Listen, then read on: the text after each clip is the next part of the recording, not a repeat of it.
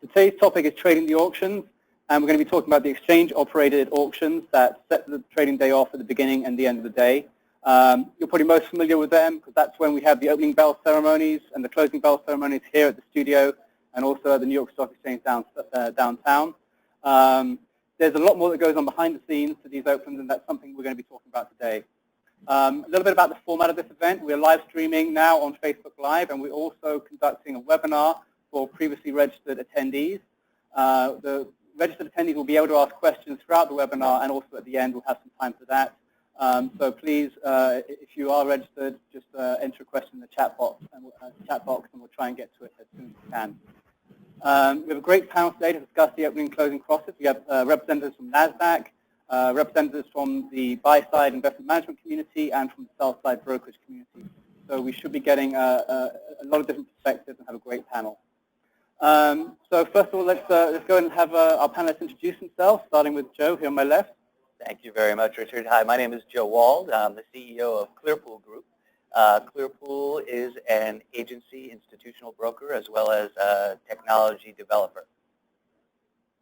Thank you, Richard. John Latino. I'm a senior trader at ZPR Investment Management. Formerly did 7 years at Oppenheimer Funds and Jacobs Levy. Ed Coughlin. I manage the Nasdaq trade desk and in addition involved with market structure initiatives here at the exchange. Oliver Albers, I head up sales for our Global Information Services Group. Great. So let's get to the topic. Greenwich Associates recently published some research on trading the auctions. We did some qualitative research where we interviewed a number of buy-side and sell-side participants about what they thought around the auctions, and we also did some quantitative research analyzing the data feeds that the exchange provide. A lot of interesting information came out of that. That report, you can get it from the Greenwich Associates website, greenwich.com, or from nasdaq.com. One of the interesting things, I think, was that we've seen over the last 6 years, volume in the open and closing auctions has increased from 4.7% to 6.75%. Now, that may not sound very much, but it's actually a 44% increase, which is pretty significant. So first question for the panel here, why do you think why are the auctions such an important part of the trading day, and what do traders need to know about them? I guess I'd start there. Probably the theme of passive investing. Passive investing being benchmarked to the close. Liquidity during the day. We all know that trading is now broken down into, on average, I think 175 shares per piece during the day. So traders, investors, the whole investment community is looking for better liquidity points during the day in which they can get larger size off and in kind of what I would call an efficient, price transparent way. That's the big theme I think of in terms of the crosses having grown. Any other comments? Agreed. Passive and the auctions being a liquidity event. Right, okay. So when you carry on, Ed, you manage the trading desk here at Nasdaq. Sure. Can you explain to everyone how the auctions work at Nasdaq? I know they're a bit different between exchanges, but Sure. Tell us about the Nasdaq one. Well, an auction in itself is just, it's a collection of buyers and sellers. So every day we run an open auction and we run a closing cross. In addition, we have crosses that are during the day for regulatory halts, news and balance halts. And all of those crosses are designed pretty much in the same fashion. One of the big beliefs is promoting what I would call, price transparency and the ability to interact in the auction so that we not only have what I would call an automated time scale in which machines can react to the auctions, but we also have a human scale in which we disseminate information broadly. The information we disseminate is the net order imbalance information. And in that information, we disseminate every 5 seconds, the symbol side and price of the auction that is go off at that moment in time. In addition, any imbalance is there. And what we hope to do by doing that is get the investor community out there that can offset these imbalances in the most efficient way and transparent. And, backing up the opening, we start to disseminate information at 9:28 in the morning, and for 2 minutes up until 9:30, every 5 seconds, that information is continuously updated. And then at the close, we do a similar process, but beginning at 3:50 in the afternoon, we just start disseminating that same information in which symbol, side, shares, where the auction would go off at this moment in time, where the stock is at this moment in time, and then what we call a FAR price, or in essence, where the auction would go off if we only look at our closing interest in there.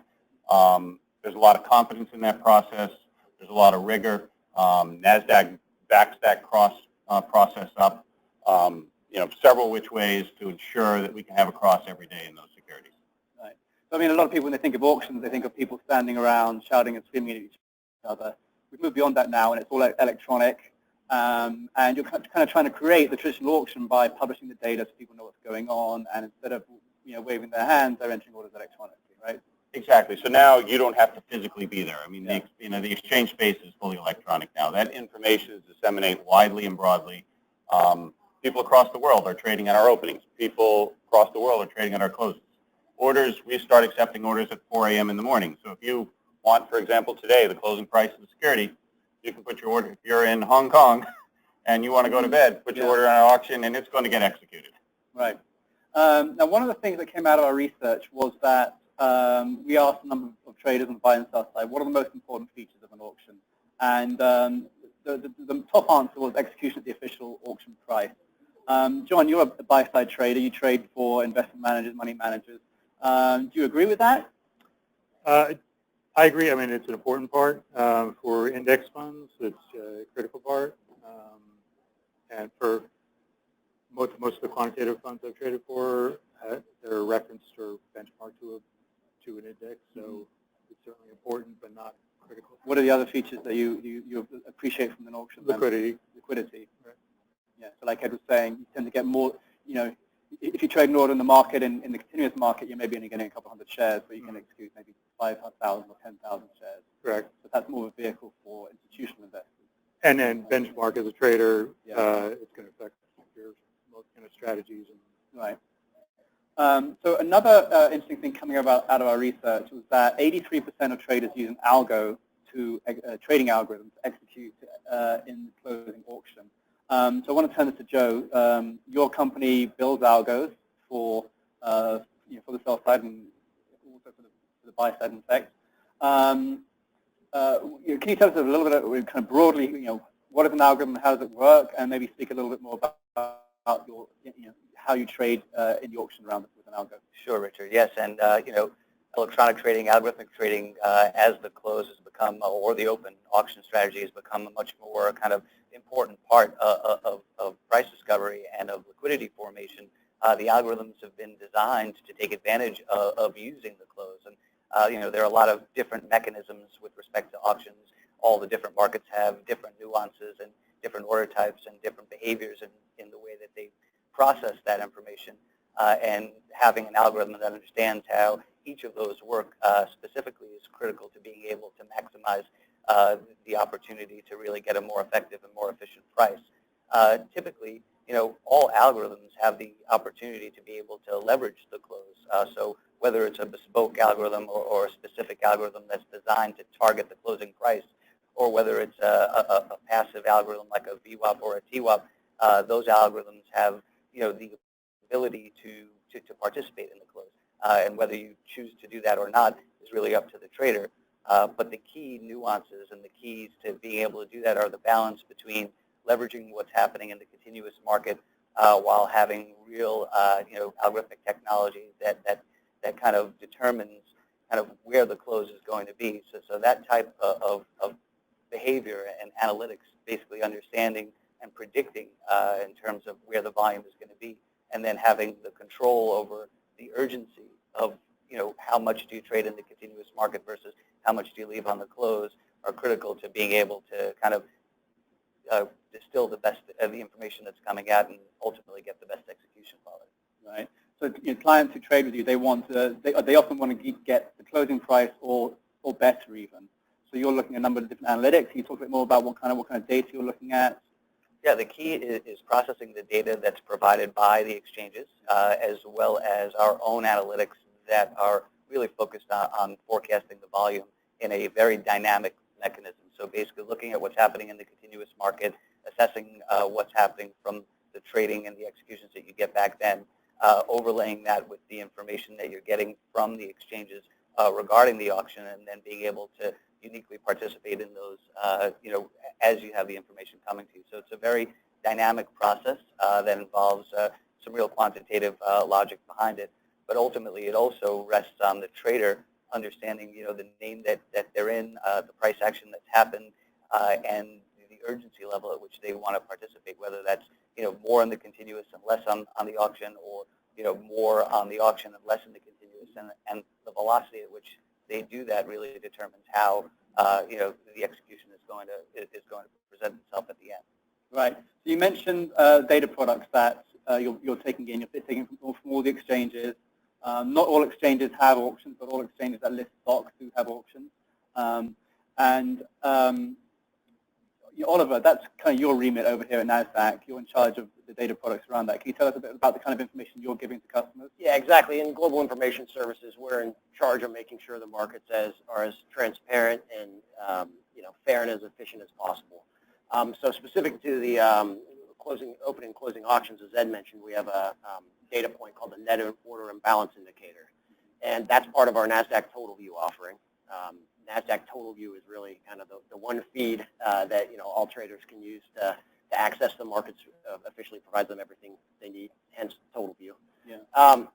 And so we provide that both on a direct data feed to a lot of market participants, and we also partner with a lot of market data vendors. All the major market data vendors take the Net Order Imbalance Indicator and obviously display that to professional audiences to help offset the imbalance and provide transparency going into the open and close. We've done a lot of work around that over the years. Initially when we launched this, there wasn't another data point like the Net Order Imbalance Indicator. Nasdaq was the real innovator here.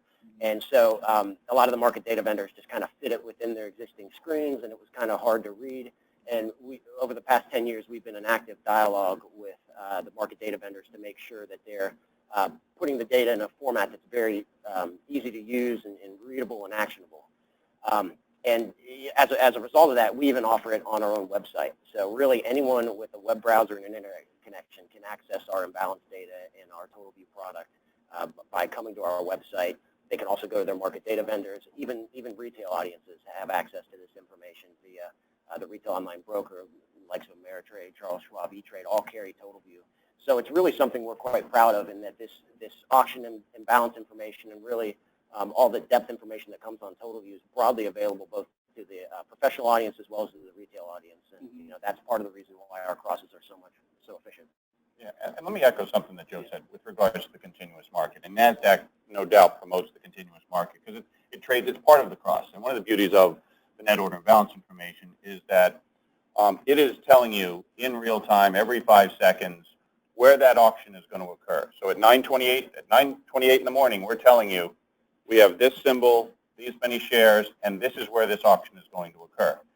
5 seconds later, that same information is republished based upon movement in the continuous. So it's whether it's be traders, investors, they can access the information, they can look at it, and they can use that in their trading strategies to say, okay, this looks this price. Okay, I want to do this, I want to do that, I want to offset that, I want to participate in that. And it promotes a fairness and a transparency where there's a deterministic look at what those auctions are going to do. And widely speaking, we want as many people as possible looking at this information because quite truthfully, as many people as you can get in your auction creates the best, most efficient price discovery process. Right. So like I say, you mentioned, especially when you're trading around the close, when the continuous market is still running and there's orders in the auction, many of those orders will have limits on it, and the goal of the cross is to maximize the number of shares crossed, right? Basically get the biggest auction you can. So, well, I would tell you the goal of the cross is to get the best price possible. Right. Okay, so there's shares and then there's best price because obviously you can have a price outside a range and get more shares to participate. The goal is first to get the best price possible and to minimize the impact. And when I look at that, I say at 9:28 when we publish imbalance information, what is the movement in the price between 9:28 and 9:30 when that auction goes off? And then I look at the close and I say, what is the impact of the price between 3:50 and 4 o'clock? Mm-hmm. And what we're trying to do is attract as many orders as possible to minimize that price slippage between those time frames. Yeah. And one of the things we studied in the report was we looked at the quality of the Nasdaq feed, and you're giving out something called an indicative price and an indicative size, which is basically how many shares you think are going to cross and at what price. And we did find that is very close to what actually occurred in the market at the time. So we certainly saw in our research that there was a high degree of accuracy in the data feeds you provided. Yeah, and we think that's a key differentiator in our crossing process, in that the way we've designed it is the imbalance indicator is far more indicative of what the auction is actually going to do in terms of the size and the price you're going to get than competitive offerings out there. Right. Now, so just to get a little bit into detail here, you do we mentioned the indicative price. There's also the indicative size, how big it's going to be, and another thing we looked at, what you published, is the imbalance. One of the things that came out of our research was that nearly half of people we spoke to thought that knowing an imbalance is very important, but also knowing the intensity of an imbalance is important. John, can you maybe speak to that, explain what that is to our audience? Well, I guess the size of the imbalance going in, and the ADV, and those all come into play. Right. And is that an important thing? What do you think about that, Joe? Is that something you look at? It's definitely something we look at. I think it's important to also note that the intensity of the imbalance is what's been displayed, but there's a lot of order flow behind that sits on traders' blotters that has to be anticipated, and I think that that's really the key. Is there are lots of tools, and each market does it a little bit differently. But understanding trading, what's on the book is not all that there is to trade. You have to anticipate what's behind that and the order flow behind that to really effectively try to adjust your trading strategy. So it is important to have those tools, and yeah, there are different levels of volatility around the efficacy of each of the auctions and each of the different markets. But from a trader's perspective and building technology that has to, work for traders, anticipating what's not on the book is as important as reading the data as well. So there are a lot of factors that go into, how to design a strategy that ultimately is as effective as possible, and utilizing, the tools that are brought to bear from Nasdaq and other market data providers. And from an exchange perspective as well, obviously, we want to offset any large imbalances and make sure that our cross is operating as efficiently as possible. And one of the other things that we did with the launch of the closing cross in 2003 is we created another product called the Net Order Imbalance Snapshot. And what happens there is, leading into the open and close, if we have certain securities with significant enough imbalance, we actually distribute that on the Net Order Imbalance Snapshot feed, and it goes to the news wires.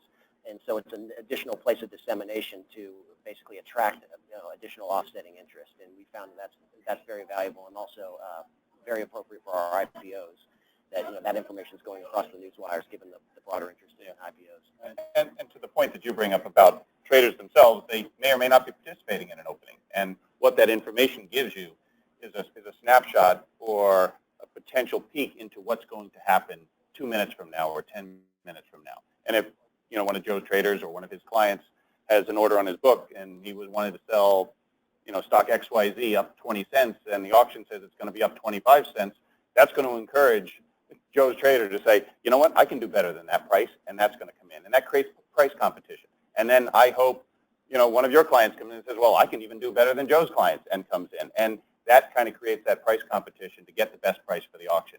And being transparent, delivering that information on a consistent basis, you know what to look for.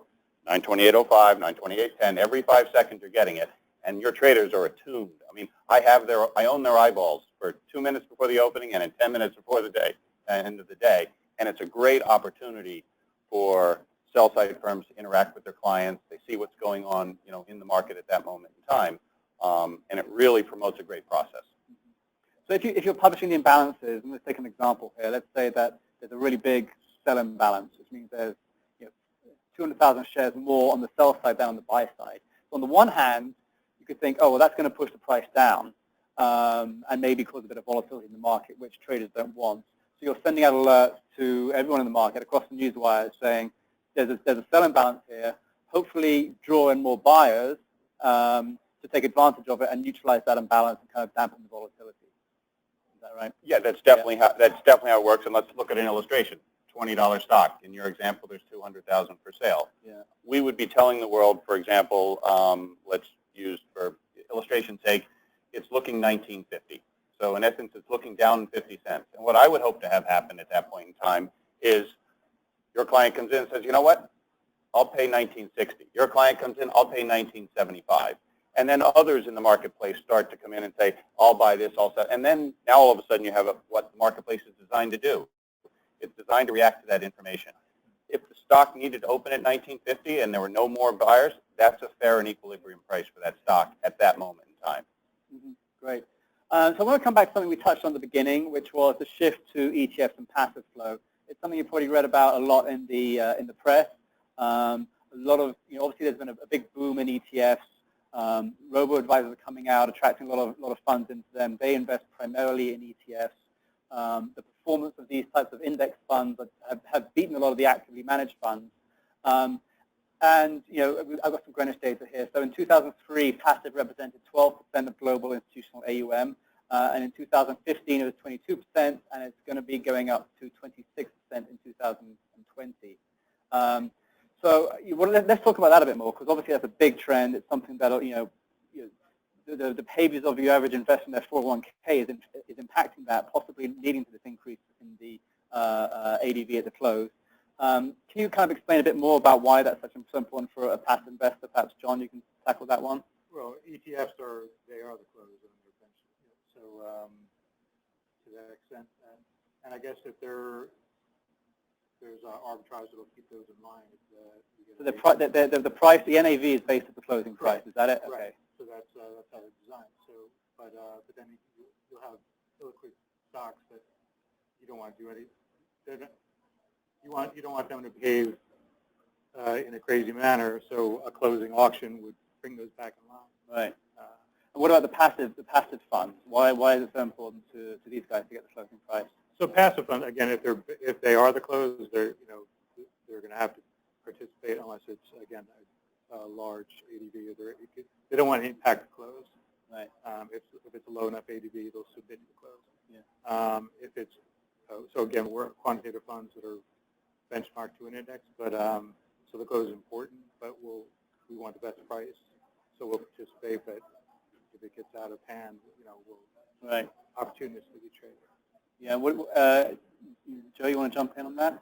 To say there's a rationale though behind the move from passive to active, which has kind of run parallel with a very low volatility market environment. So I wouldn't rule active management out as volatility comes back into the marketplace. But clearly, from a passive perspective, if you're benchmarked to the close, the auction is a critical component of your trading, which again makes it more important to be able to have some kind of advantages around, can you do better? Is there opportunity to be more effective than just an auction, which maybe there is, maybe there isn't, but the data that we've seen is that having a balanced approach to that is kind of an effective way, at least to hedge whether your overall value is going to be in that closing price. Right.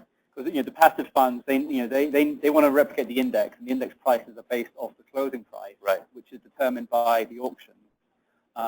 So if they get a worse price than that, they're going to underperform the index, which is not very good for them. Some of them, as I think you were hinting at there, John, try and beat it, where they try and get a better price to kind of outperform the index a little bit. But obviously that takes on more risk. We're going to be wrapping up in like 5 or 10 minutes from here, so if there's any audience questions for people on the webinar, please shoot them over now, and I'll start working those in. One thing that someone brought up to me recently is that, in fact, relative to other countries, for example, in Europe, auctions here are a smaller part of the trading day. In some European markets, they can go up to 10%. Do you think we'll ever get to that point in the U.S.?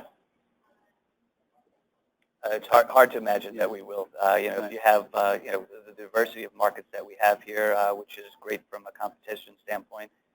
Each one of those markets is going to want to have something unique about them, and the close as it gets more important, or any of the auctions as they get more important, that's going to be something where they look to differentiate themselves. So it's doubtful that we go to that style of European close. And from our perspective, the key is understanding the microstructure nuances of each and every one of these auctions so that we can ultimately benefit our clients and help them achieve their trading objectives.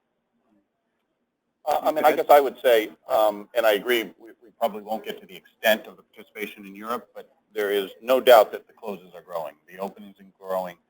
Even just take a look at trading impact during the day. So if you said I have 50,000 shares to buy, and as Joe points out, what's appropriate to trade in continuous, what's appropriate to trade in the close, if I at this moment in time, it's, here it is, 11:25, went to buy 50,000 shares, I potentially have more market impact than participating at the close, where the promoting of that information, the the transparency and gathering buyers and sellers together at one time, your impact would tend to be less. And as passive investment continues to grow, naturally closes are going to continue to grow because they're benchmarked to the close. So I don't know what the tipping point is. I don't think we'll get to Europe because we have a very robust continuous market and we want to keep it that way. But I do believe auctions will grow.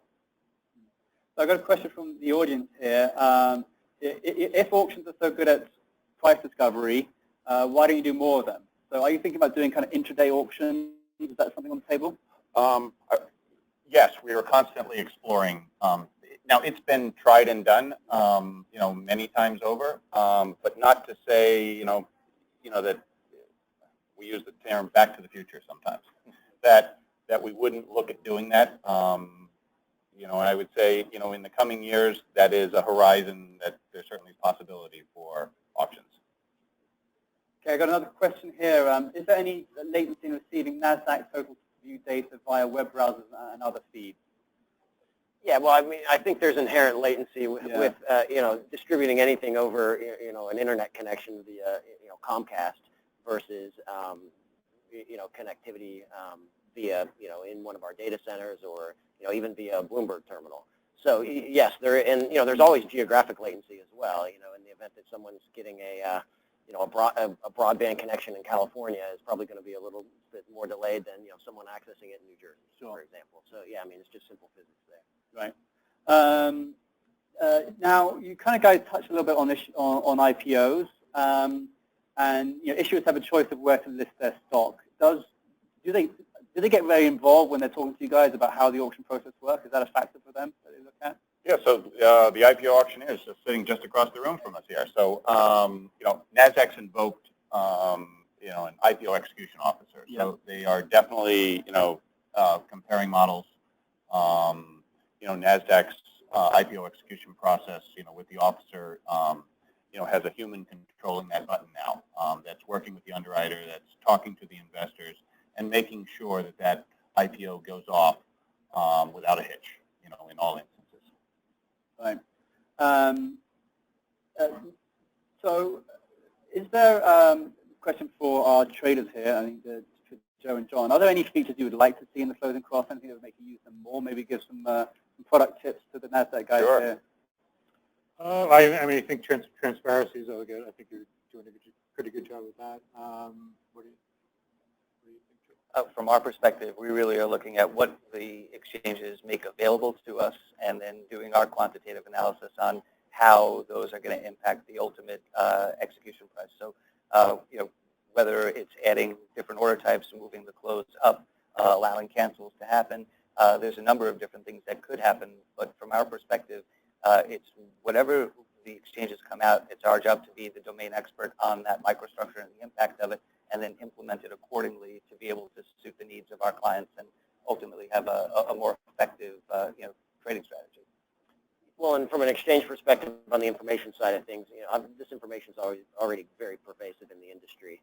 I think our focus is more on sort of improving the display of that information and making sure it's easier for buy-side and sell-side traders to use, as well as we're also always in dialogue with our clients in terms of what other data points would you like to see, what could help you interact with our auctions more efficiently, and so that those discussions are always ongoing.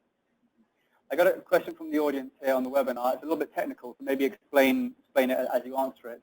In the total view feed, there's disseminated a near price and a far price in the imbalanced information. What is the difference, and why would it be useful? Okay, sure. So the near price is, in essence, you can think of it as where that auction would go off at that moment in time. The near price includes, for the opening, market on open orders, limit on open orders, imbalance-only orders, and then the continuous market. And what's important in the distinction between the near and the far price is that the near price contains the continuous market. And when I talk about the continuous market, I'm talking about orders that are live and executable prior to the opening. In the case of the far price makes, let's say, what I would call a worst-case assumption that the orders that were available to trade between 9:28 and 9:30 are either canceled, no longer available, or repriced.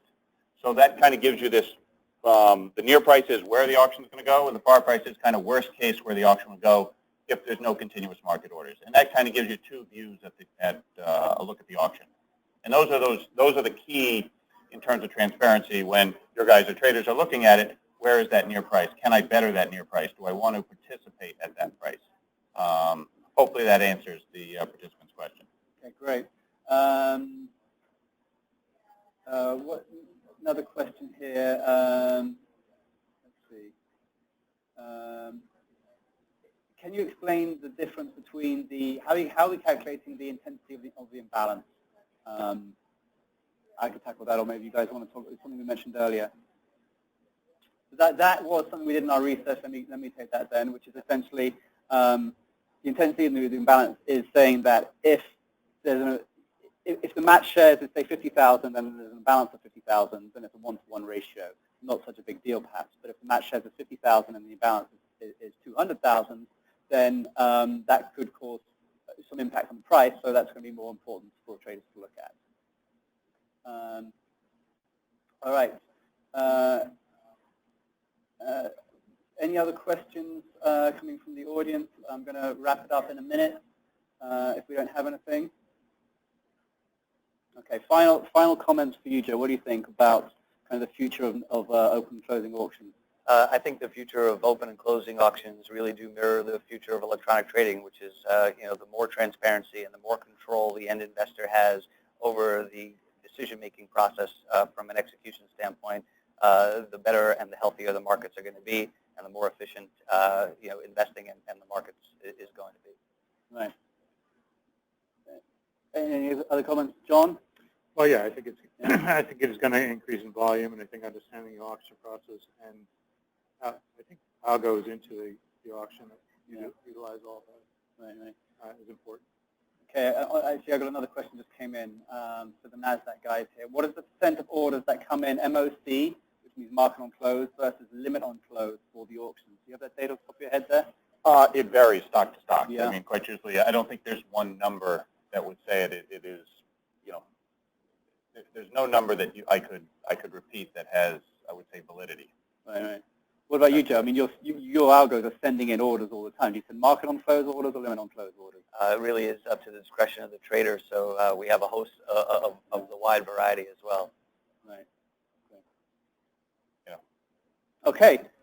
We have no more questions from the audience. I think we covered all the topics we wanted to. So with that, we'll wrap it up. I'd like to thank our panelists very much for participating in this. Thanks to everyone on the webinar. We are doing a brief survey afterwards if you're on the webinar. So fill that out, and if you have any questions, you can reach out to myself or any of the guys on the panel here. Thanks very much.